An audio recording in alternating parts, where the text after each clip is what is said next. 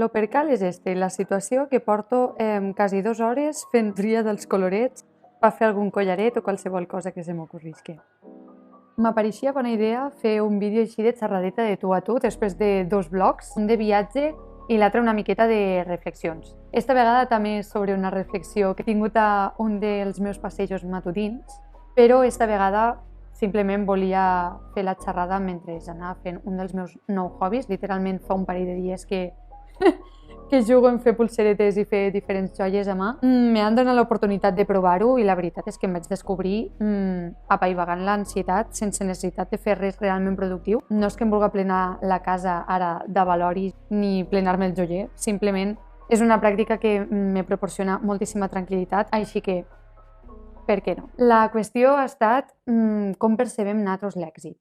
I me sobta moltíssim que la resposta que m'hagi donat avui sigui tan diferent a la que m'hagués donat fa un parell d'anys. Me n'adono que entrem a l'escola des de ben menuts intentant portar les millors notes a casa, que teus pares se sentiguen orgullosos del que fas, de com ho fas, i al final, sí que comencem fent-ho per valor personal, però a poc i a mesura que anem avançant els cursos, cada vegada ho fem més per anar superant el nivell a classe que no per un mateix. I això passa tant a la primària com a la secundària. Fem l'ESO pensant en que la millor opció és fer el batxillerat per a després poder fer una carrera.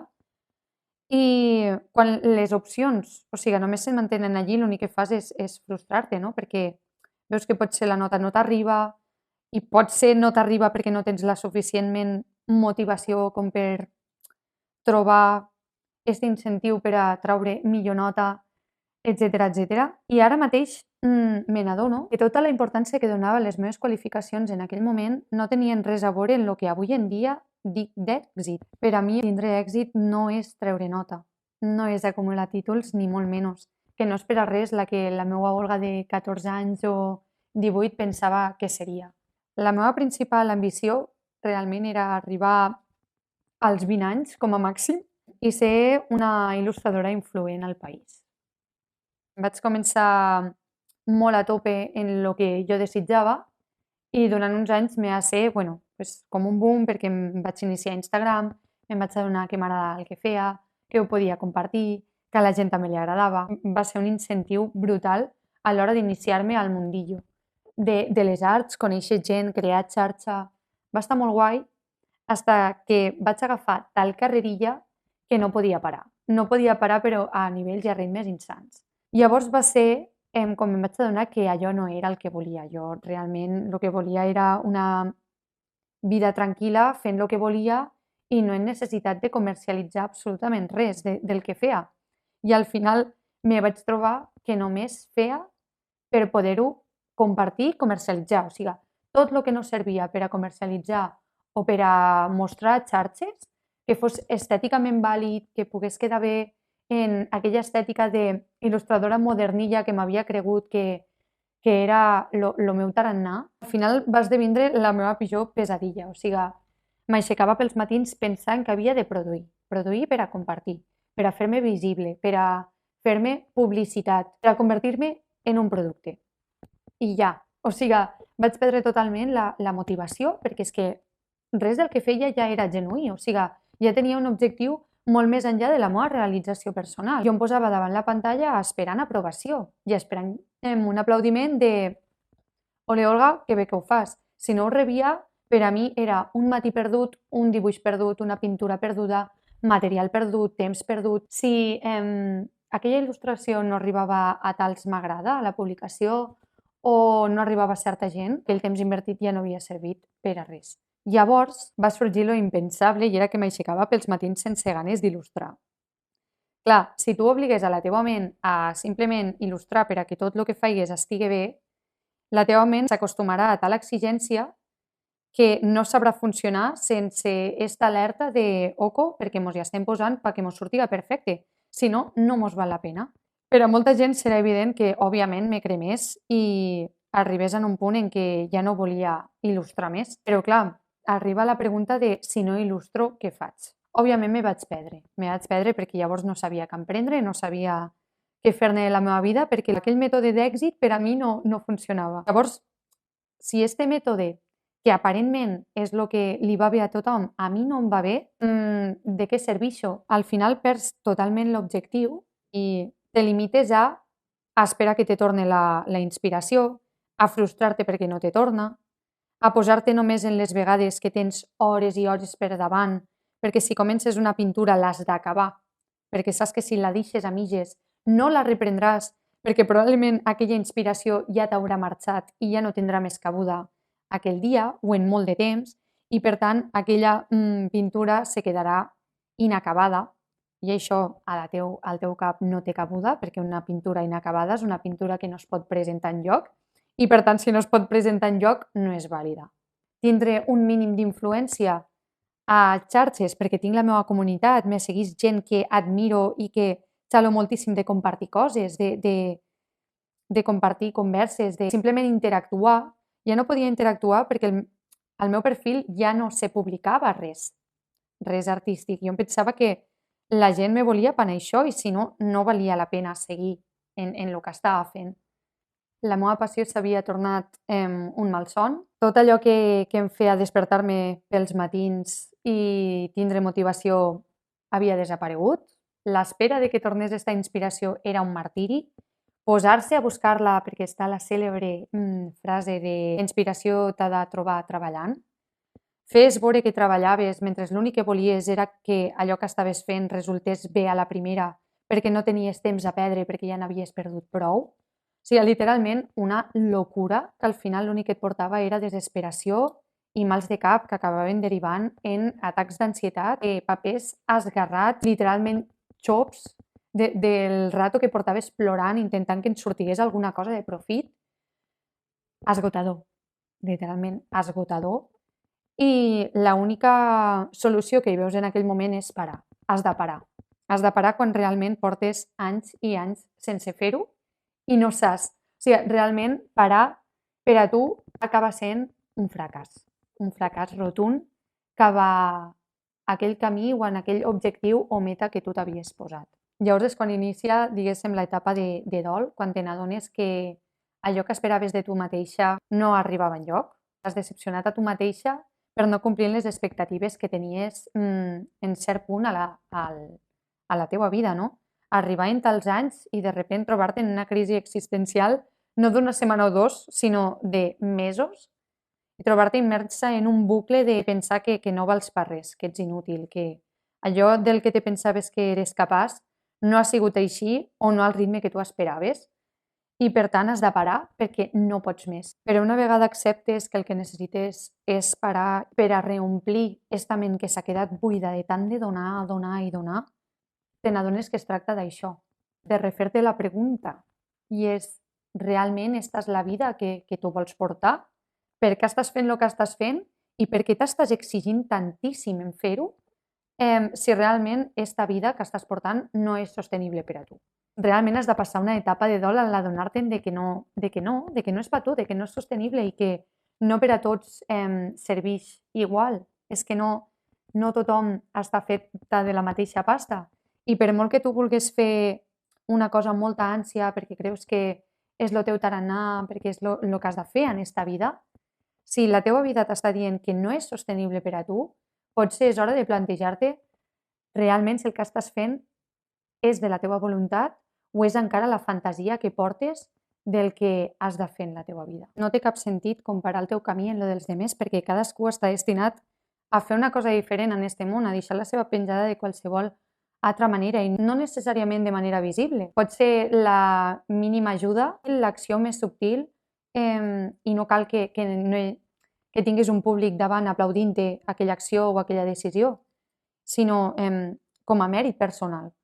No té sentit comparar-te, és que no té sentit, ho has de fer per tu i per a tu. Tots tenim cabuda en aquest món i cadascú triomfarà a la seva manera, de manera retirada, de manera influent cap a les altres persones.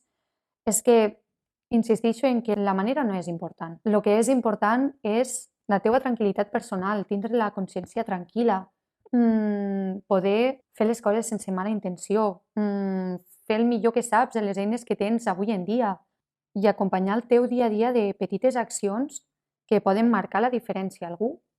o no, o a tu mateix. O sigui, al final són petits passos, tenim molta pressa perquè ens pensem que la vida s'acabarà demà. I si ens plantegem, i si demà tenim una altra oportunitat de viure, què és el que m'agradaria seguir fent, què és el que m'agradaria seguir fomentant, que em fa sentir bé, que fa sentir bé als del meu voltant. Per tant, és retornar al punt de partida, retornar en aquell instint i en aquella voluntat pròpia, desaprendre tot el que has après fins ara, tornar-te a reformular tota pregunta que potser no t'havies fet, no t'havies permès perquè havies anat a remolc detrás d'allò que t'havien dit que era per a tu, que probablement era el teu camí. I no m'estic referint a tenir pressa a fer-te aquestes preguntes. És una resposta que no arribarà en 2 dies i tampoc en mesos i potser tampoc en anys. O sigui, són respostes que necessiten de la teua atenció, del teu anàlisi i de la teua paciència quan el teu cap ja s'ha fet l'espai per a poder-se reinventar, per a poder tornar a escoltar-se a si mateix, perquè porta molt de temps desentrenat a escoltar-se a ell mateix. És una mica deixar-te portar pel que et guia, lo tipiquíssim tòpic, però és que és així, el que et guia una mica el cor, el que et guia anava a dir l'intestí, et guia l'instint, que és el que et fa retornar a la tranquil·litat, aquelles pràctiques del dia a dia que no necessàriament han de ser productives, és més, la majoria no són aparentment productives, però acaben sent-ho perquè t'aporten aquella inspiració per a després tindre la motivació per activar-te i posar-te en acció. O sigui, una mica en aquestes 3 premisses, no? De inspiració, motivació i acció, que no té per què anar en este ordre. Pots primer posar-te en acció per a buscar la motivació i així inspirar-te. Pots inspirar-te, després prendre acció i així te motives en quant al que estàs fent, si és que està resultant o simplement t'està servint per a desconnectar de tu mateixa, per a desconnectar de les teves preocupacions, del teu ego i simplement deixar-te anar. Perquè hi ha molta gent que et parla de la creativitat, de oh, que creativa eres, o quin talent que tens, però hi ha vegades que simplement deixar-te portar, o sigui, no tens per què haver nascut creatiu o talentós. Has d'aprendre a escoltar-te i a fer les coses sense jutjar-te. És a dir, experimentar, explorar, coses que no havies provat mai, que no saps si eres bo fent-ho, en lo qual no necessites que ningú te qualifique, sinó ja no és el que diran, el que pensaran de tu, sinó el que sents. Què sents al fer aquella pràctica? Te sents tu? Te sents bé? Te serveix per incrementar aquesta motivació, per a seguir en aquest objectiu? Hi ha vegades que inclús fas sense objectiu aparent, però que al final te porta a encaminar-te per un lloc que potser no t'havies plantejat mai i estarà bé, estarà bé. I d'este camí, d'esta activitat d'oci que estàs fent, no n'has de fer el teu treball. Si ara mateix és la teua passió, no tens per què ensenyar-la al món. Pot ser algo íntim per a tu, el teu petit secret per a tornar a tu, en aquella persona que havies ignorat durant tant de temps per tal de fer cas en este què has de fer. Perquè és lluny d'este deure i des d'esta sobreproductivitat i impaciència dictatorial que trobaràs a tu mateix i trobaràs el teu motiu de ser, on trobaràs la teua pau, donar-te ales i provar, i cagar-la, i cagar-la, i cagar-la, i tornar a provar, i tornar a cagar-la. I és així com s'aprèn i com se descobreix, perquè hi ha tantes coses que se queden a l'aire quan prens una decisió.